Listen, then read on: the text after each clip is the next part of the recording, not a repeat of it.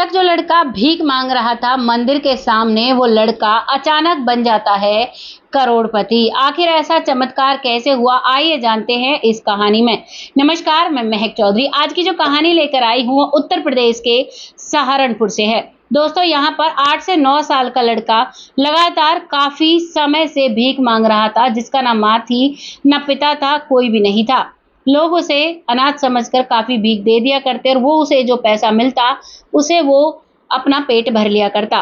फटे पुराने उसके पास कपड़े थे, लेकिन एक दिन अचानक उसके पास एक व्यक्ति आता है, जिस व्यक्ति का नाम तोताराम होता है।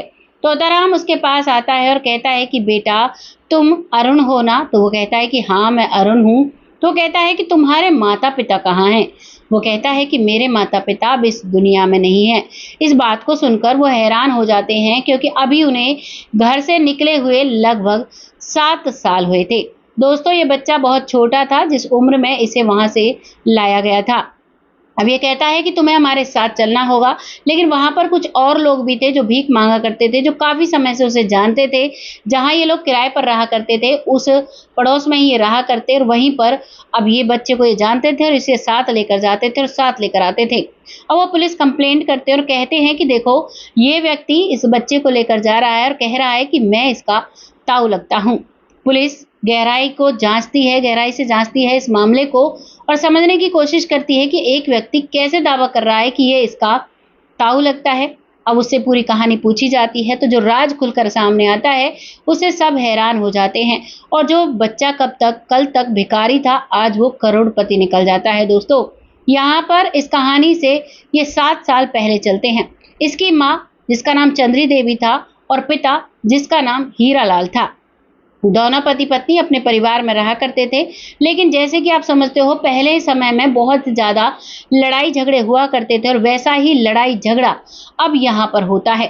जब लड़ाई झगड़ा होता है तो लड़ाई झगड़े के दौरान ये दोनों पति पत्नी, हीरालाल और चंद्रा, अपने घर को छोड़ देते हैं। उस समय इनका बेटा, जिसका नाम अरुण था, वो लगभग 1 साल का था, 1 साल में भी कुछ कम था।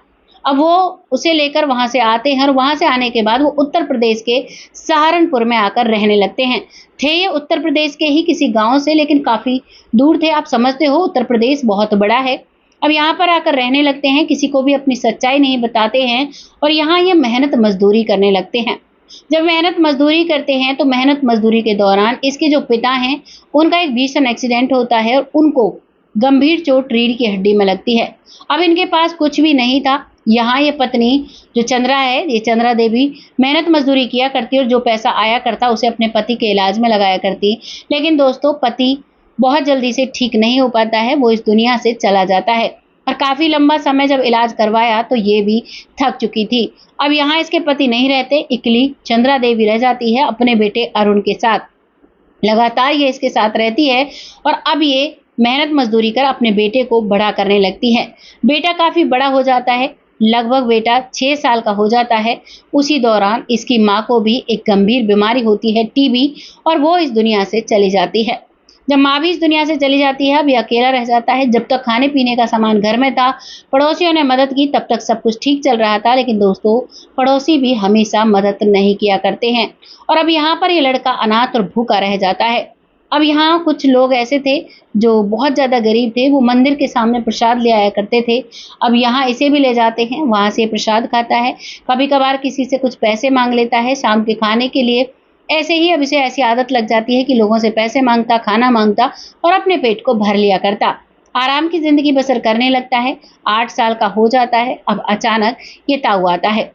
अब यहाँ ये कहानी तो ये बता चुका था। अब वो कहते हैं कि आजकल का जमाना ऐसा है, कोई भी हाथ में से छीन लेता है, लेकिन तुम इसे क्यों लेने आए? तो वो बताता है कि जो मेरे पिताजी थे, उसने मेरा हिस्सा मुझे दिया और मेरे जो छोटा भाई है उसका हिस्सा उसके बेटे अरुण के नाम पर पहले ही वसीयत करा दी थी, जिस वसीयत के हिसाब से यही उसका मालिक है और अगर ये वहां नहीं पहुंचता है तो इसकी सारी जो जमीन जायदाद है वो सारी एक ट्रस्ट का नाम लिखा हुआ है उसमें चली जाएगी।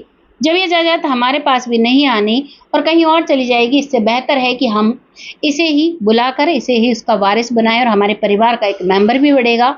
लालच मेरे मन में भी आई थी, लेकिन जब इन सारी चीज़ों को समझता हूँ, मैं चाहता तो वकील, डॉक्यूमेंट्स कुछ बनवाकर ट्रस्ट खुद ही बन जाता, कुछ तरीके से एडजस्टमेंट कर लेता।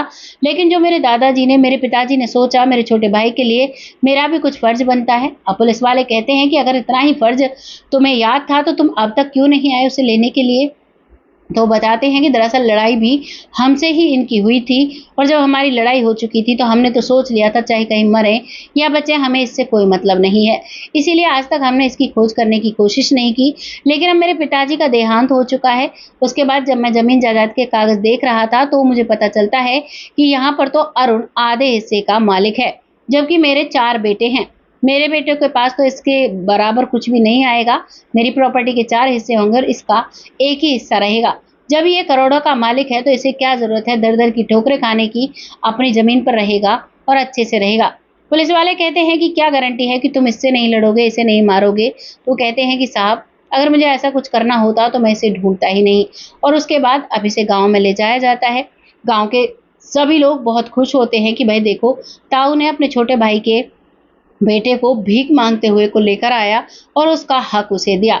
लोग बड़ाई करने लगते हैं, और दोस्तों जब किसी की बड़ाई होती है तो लोग बहुत खुश हो जाते हैं और बढ़ चढ़कर उस काम को करते हैं।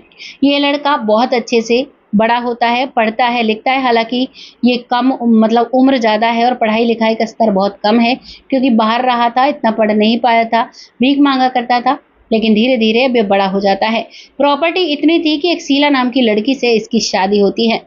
शादी के बाद शीला को भी ये बता देता है अपनी पूरी कहानी कि मैंने 2 साल तक लगातार भीख भी मांगी है और फिर मेरे ताऊ जी मुझे लेकर आए। दोस्तों, करनी का फल देखिए, जो ताऊ के 4 लड़के थे, उन्होंने धक्के देकर उस ताऊ को घर से निकाल दिया था। उन्होंने कहा था कि हमें कोई ज़रूरत नहीं है तुम्हें रखने की, तुम्हारे जो भाई का बेटा था, तुम्हें क्या ज़रूरत थी उसे लाने की? आज हम बहुत सारे करोड़ों के मालिक होते, बहुत सारे हमारे पास खेत होते, ज़मीन होती, लेकिन तुमने तो हमारे पैरों पर कुल्हाड़ी मार दी। हमें तुम्हारी ज़रूरत नहीं है, जाओ उसी से सेवा करवा लो। दोस्तों, इस तरीके से वो लोग कहते हैं, और इस बात को सुनकर पिता घर से बाहर निकल जाता है और वो जाने लगता है। लेकिन यहीं पर वो लड़का जिसका नाम अरुण था, जिसकी पत्नी शीला, दोनों हाथ जोड़कर ताऊ को अपने घर में लेते हैं और एक ससुर का एक ओहदा देते हैं, क्योंकि थे भी वो बड़े ससुर उनके, लेकिन बहुत प्यार से उनकी सेवा करते हैं।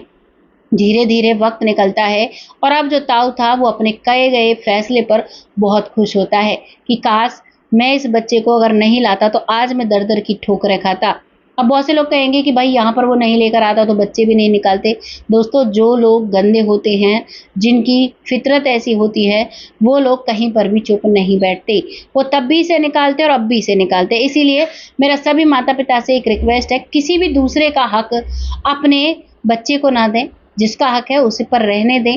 अगर हम अपने नियम कायदे से चलते हैं तो भगवान हमारे साथ रहता है, और अगर कहीं भी हम अपने किसी भी नियम कायदे में गड़बड़ी करते हैं तो भगवान हमें उस चीज़ का मज़ा ज़रूर चखाता है।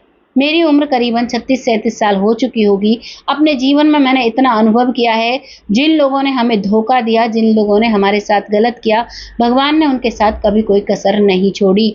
उन्होंने उसको उस करनी का फल ज़रूर दिया है। इसीलिए इंसान को कभी नहीं सोचना चाहिए कि ये सब कुछ हमें अभी करना है, हमें इसे मारना है, इसने हमारे साथ गलत किया, इसने इसके साथ इस पर केस करते हैं, बहुत सारी चीज़ें होती हैं। इसे सब कुछ को भगवान की मर्ज़ी जानकर अगर आप छोड़ देंगे तो भगवान उसका न्याय ज़रूर करेगा। हमारे बुज़ुर्ग कहते हुए आए हैं कि भगवान के घर देर है, अंधेर नहीं। इसीलिए इंसान को हमेशा भगवान के न्याय पर विश्वास रखना चाहिए। और आप मेरा यकीन मानो, मैंने अपने जीवन में कम से भी कम 10-12 लोग ऐसे देखे हैं, जिन लोगों ने किसी के साथ गलत किया तो भगवान ने उनसे हर चीज़ का बदला लिया है। इसीलिए भगवान पर विश्वास रखें, अपने जीवन को शांतिमय होकर जिएँ, प्यार से जिएँ। कभी भी जीवन में कोई भी परेशानी अगर आती है तो भगवान को सुमिरन कर अपने जीवन में अच्छे फैसले आपको लेने चाहिए। अपने जीवन में अच्छे से ज़िंदगी को जीना चाहिए, अपने कर्मों को बेहतर बनाना चाहिए, क्योंकि कर्म ही हमारे जीवन का आधार होते हैं और हमें इन्हीं के हिसाब से आगे चलना पड़ता है। बाकी आप सबको ये कहानी कैसी लगी है, अपनी राय कमेंट बॉक्स में लिखिएगा, क्योंकि यहाँ पर जो अरुण था उसके भी कोई पिछले कर्म ऐसे होंगे जो उसे राजयोग मिला, जो भीख मांगने वाले से उठकर जो यहाँ पर पहुँचा। क्योंकि यहाँ पर ताऊ ये भी सोच सकता था कोई बात नहीं, हमारे पास नहीं रहेगी, कम से कम दुश्मन छाती पर तो नहीं आएगा। लेकिन उसने न्याय को, नीति को चुना और उसने सही फैसला लिया, तो आज उसके जीवन में भी आनंद है। आज जो अरुण है और उसकी पत्नी है, उनको 2 बच्चे हैं। बहुत सकुशल परिवार है, कोई भी दिक्कत परेशानी है, पूरे गाँव में उनकी वाही-वाही होती है, क्योंकि जिसके 4 बेटे थे उन्होंने भी उसकी सेवा नहीं की, लेकिन यहाँ पर अरुण और उसकी पत्नी शीला ने उनकी बहुत ज़्यादा सेवा की है। आपको कहानी जैसी भी लगी है लिखिएगा, और अगर आपको वीडियो अच्छी लगी है तो इसको एक शेयर कीजिएगा और हमारे साथ अपना सपोर्ट ऐसे ही बनाए रखें। तब तक के लिए जय हिंद, जय भारत।